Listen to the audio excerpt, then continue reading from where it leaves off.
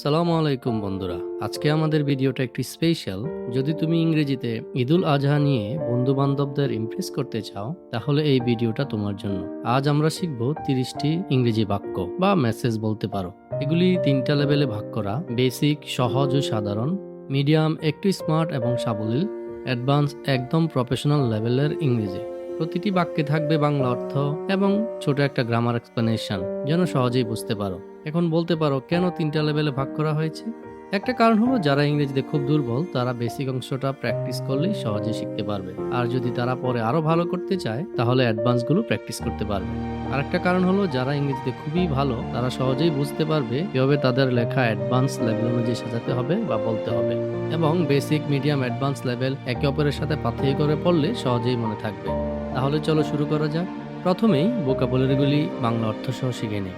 সিগনিফাইস, নির্দেশ করে বা প্রতীকী বোঝায়। স্যাক্রিফাইস, ত্যাগ। কম্পেশন, সহানুভূতি। গ্র্যাটিটিউড, কৃতজ্ঞতা।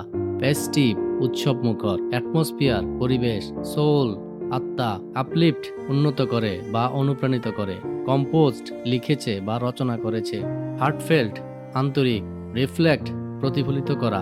এসেন্স, মূল ভাব বা প্রকৃত রূপ। প্রায়োরিটাইজড, অগ্রাধিকার দিয়েছে। কোয়ালিটি টাইম, মানসম্পন্ন সময়। ফলোড, অনুসরণ করেছে।